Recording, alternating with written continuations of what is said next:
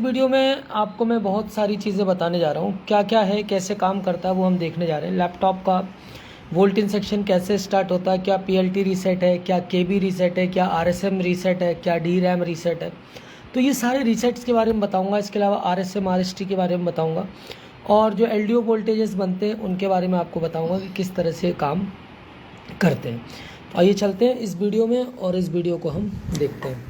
तो देखिए, सिर्फ इस पर रखना है ना। तो देखिए, हम इस तरह से इस पर काम करेंगे जहाँ मेरा हाथ रहे। सबसे पहले इसी पे रखना है। सबसे पहले हमने एडाप्टर लगाया। एडाप्टर लगाते ही क्या होगा, 19 वोल्ट क्या होगा, यहाँ से स्टार्ट होगा। 19 वोल्ट जाएगा। अगर दो मॉसफेट है एन चैनल, तो हो सकता है एक से डायरेक्ट निकल जाए और दूसरे का गेट क्या हो, चार्जिंग आईसी क्या करे, इनेबल डाले, या दोनों के गेट को क्या करना हो, हाई करना हो। तो अभी चार्जिंग आईसी की बात नहीं कर रहा हूँ मैं, इसलिए अभी इस पर नहीं जा रहे हैं। फिर यहाँ से 19 वोल्ट कहाँ पहुँचेगा, ये कॉमन पॉइंट पे पहुँचेगा और यहाँ पर 19 वोल्ट क्या हो जाएगा, आउट हो जाएगा। ठीक। और यहाँ से यहाँ पर भी आपके दो मॉसफेट लगे होंगे और यहाँ पर है चार्जिंग आईसी। इन दोनों मॉसफेटों के थ्रू चार्जिंग वोल्टेजेस किसके लिए निकालेगी, बैटरी के लिए। तो बैटरी को चार्ज होगी। बैटरी जब ये एडाप्टर नहीं होगा तो फिर क्या होगा, यहाँ से बैटरी से आउट होगा।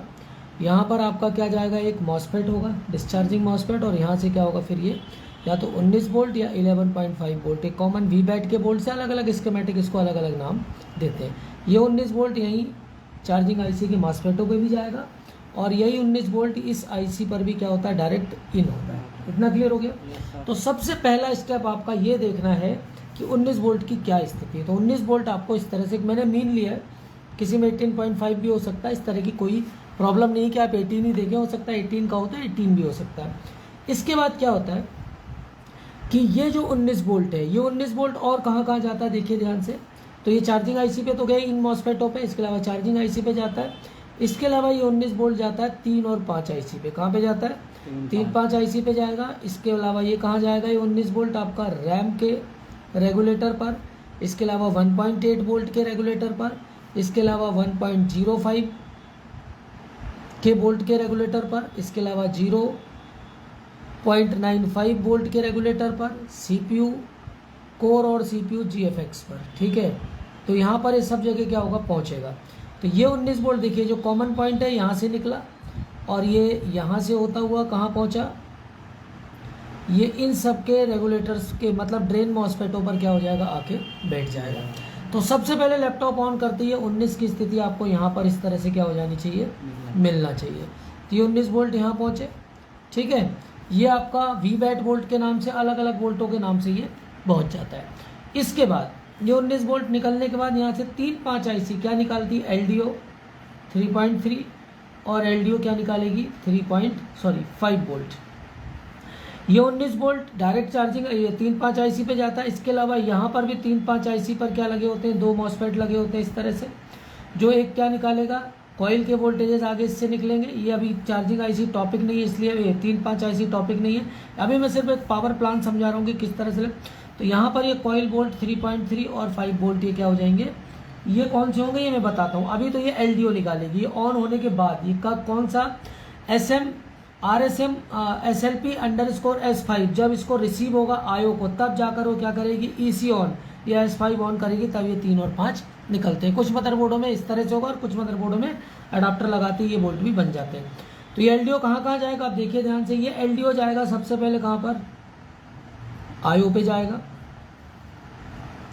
ये एलडीओ कहाँ जाएगा आपका, PCH पे जाएगा। इसके अलावा ये बायोस में जाएगा।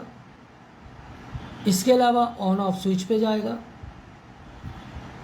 इसके अलावा ये आपका जाएगा बैटरी के कनेक्टर पर, पता ही है ना, आरटीसी सेक्शन बैटरी कनेक्टर। तो ये एलडीओ यहाँ पर क्या होगा, ये 3 वाला इस तरह से पहुँचेगा। इसके अलावा ये चार्जिंग आईसी पर भी जाता है कई सर्किटों में। तो अब यहाँ पर क्या पहुँचा, 3.3, 3.3, 3.3, 3.3, 3.3, 3.3।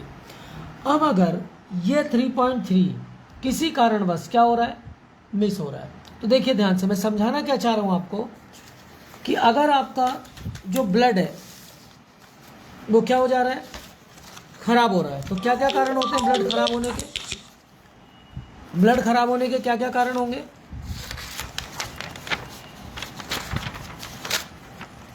या तो ब्लड जहाँ से बन रहा है, ठीक है, वहीं पर कुछ खराबी है तो गलत बन रहा है, या फिर ब्लड जहाँ जहाँ पे जा रहा है वो एरिया क्या है, खराब है, उन एरियो में कोई डिसीज है। समझ रहे हो कहानी? तो उसी तरह से जब 3.3 वोल्ट में दिक्कत है या ये आईसी गर्म हो रही है तो हो सकता है कि ये सेक्शन कहीं ना कहीं दिक्कत कर रहे हो। ये मान के चलिए कि 50% 60% अगर 3 वोल्ट ड्रॉप होता है तो हम आयो को क्या मानते हैं, आयो में दिक्कत होती तो आती है प्रॉब्लम, ठीक है। कई बार 3-5 खराब हो सकती है, और कई बार जहाँ जहाँ 3 जा रहा है वहाँ वहाँ आपको क्या करना पड़ेगा, सारे मैं आगे पढ़ाऊँगा सारे सर्किट। तो लैपटॉप को एडाप्टर लगाते ही आपको ये वोल्टेज क्या हो जानी चाहिए, मिल जानी चाहिए।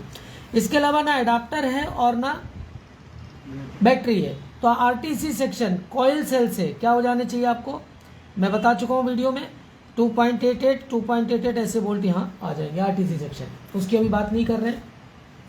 ये क्लियर हुआ। अब इसके बाद देखिए, अब यहाँ पर हमने इसका पावर बटन बना लेते हैं ऐसे। Power button plus 3.3 volt power button पे भी आएगा, तो मैंने ऑन ऑफ स्विच लिखा है क्या यहाँ पे, तो ऑन ऑफ स्विच भी मान लीजिए कि इस पर भी LDO 3.3 आना ही आना है, ठीक है। अब यहाँ पर जो ऑन ऑफ स्विच है, पावर बटन है, वो इस तरह से इसमें जाएगा और पावर बटन को हम ऐसे ले लेते हैं। अब जैसे आप पावर बटन को प्रेस करेंगे, ठीक है, तो क्या होगा मैं बताता हूँ।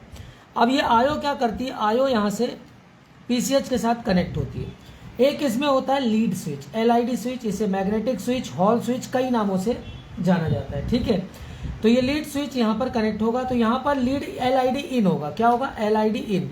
जैसे आप लैपटॉप उठाते हो तो लीड स्विच क्या करता है, काम करता है, मैग्नेटिक स्विच भी नाम होता है इसका। तो यहाँ से ये क्या आउट देता है PCH को, इसका नाम होता है लीड आउट। क्या आउट होता है, लीड आउट। यहाँ से क्या होगा, हैश करके आउट होगा। इसके अलावा जो हम पावर दबाएंगे तो क्या आउट होगा, पावर बटन आउट। क्या आउट होगा, पावर बटन आउट, हैश। अगर यहाँ पर पावर के लिए क्या लिखा हुआ है इसने, पावर बटन क्या लिखा हुआ है, PRBTN हैश, तो यहाँ पर होगा PWRBTN हैश, आउट हो जाएगा।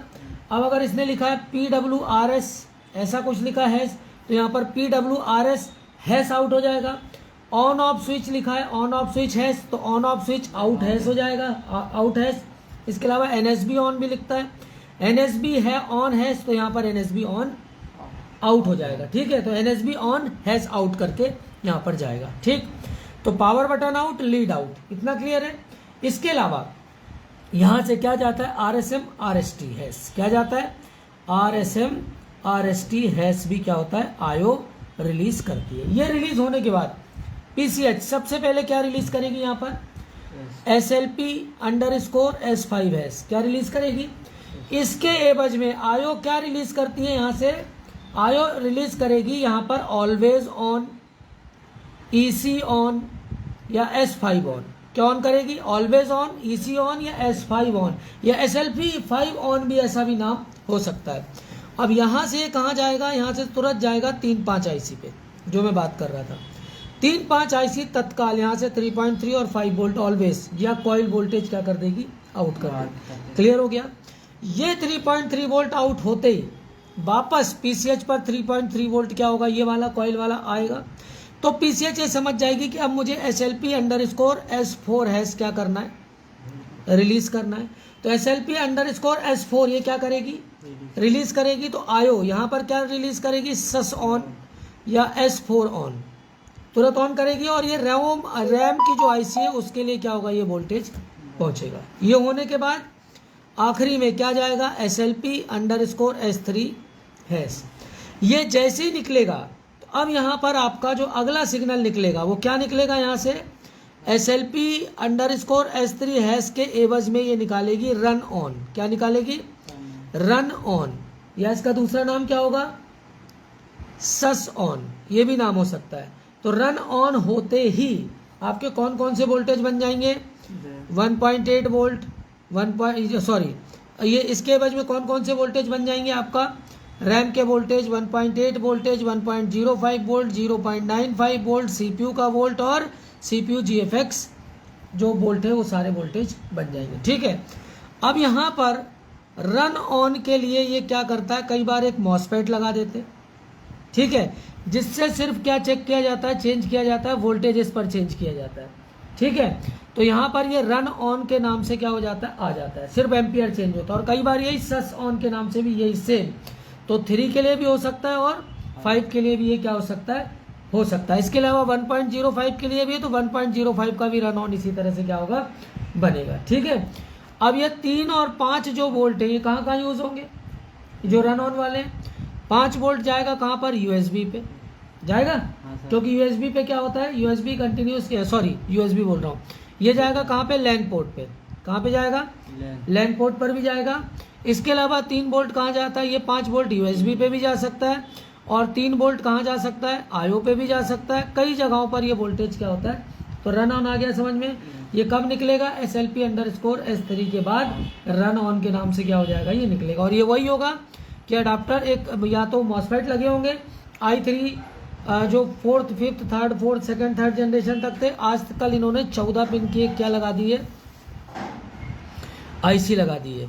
इन मॉसफेटों की जगह कौन काम करता है, 14 पिन की आईसी काम करती है। तो ये चीज़ याद रखना कि इस तरह से आपका लैपटॉप का ये पावर सीक्वेंस काम करता है। अब इसके अलावा मैं आपको कुछ चीज़ें और बता दूं कि जैसे ही आप लगाएंगे तो सबसे पहले आईओ को आप पर केबी रीसेट चेक कर लेना चाहिए। अगर ये नहीं आ रहा है तो दिक्कत है। इसके अलावा आरएसएम आरएसटी, मैंने ये बताया आरएसएम रीसेट सिग्नल, ये आपको चेक करना है। ये नहीं होगा तो भी SLP4 SLP5 SLP3 रिलीज नहीं होंगे। इसके अलावा आखिरी में बनता है PLT रीसेट। क्या बनता है, PLT रीसेट। ये कहाँ पर बनेगा, ये बनेगा आपका कहाँ पर, आईओ पर। अगर PLT रीसेट, इसके बाद आखिरी में बनता है DRAM रीसेट। क्या बनता है, DRAM रीसेट। ठीक है, PLT रीसेट बन गया, DRAM रीसेट बन गया। इसके बाद भी अगर आपका लैपटॉप ऑन नहीं हो रहा है तो आपको क्या करना है, आपका CPU खराब हो सकता है या कोर IC क्या हो सकती है, जो कोर को जो आजकल SOC आ रही है उसमें खराबी हो सकती है। तो लैपटॉप ऑन नहीं हो रहा तो सबसे पहले ये चेक करिए। ये चेक करने के बाद आपको KB रीसेट चेक करना है। KB रीसेट के बाद आपको क्या चेक करना है, क्या बताया मैंने आपको, RSM RST, ये RSM रीसेट सिग्नल, ये क्लियर होगा आपको। इसके अलावा PLT रीसेट और आखिरी में बनता है कौन सा, DRAM रीसेट। ये कहाँ पर बनेगा, रैम पे बनेगा। और ये तीनों कहाँ मिलेंगे आपको, आईओ पे। इनमें से कोई भी सिग्नल मिसिंग है और ये सब 3.3 वोल्ट होते हैं। ठीक है, बहुत हवा मचा रखा है। रीसेट क्या होता है, रीसेट पहली क्लास में नहीं बताएंगे, दूसरी क्लास में नहीं बताएंगे। 30 से 45 दिन के अंदर पूरा लैपटॉप आपको टिच करके दूंगा, एक एक चीज़। क्या रीसेट है, क्या RSM रीसेट है, क्या स्कीमेटिक डायग्राम है, क्या 1.8 वोल्ट के रेगुलेटर्स है, क्या 1.05 है, क्या 0.95 है, क्या CPU है, CPU GFX क्या है, कॉमर्शियल लैपटॉप क्या है, नॉर्मल लैपटॉप क्या है। कुछ भी बहुत बड़ा हुआ नहीं है। 70,000 80,000 60,000 के चक्कर में बिल्कुल मत पड़िए। नॉर्मल फीस में लैपटॉप रिपेयरिंग सिखाऊंगा 30 से 45 दिन के अंदर, टू द पॉइंट एक एक चीज़ आपको क्लियर करके दूंगा। तो ये था वीडियोज़ अच्छे लग रहे हैं लाइक शेयर सब्सक्राइब करें। Thanks for the watching.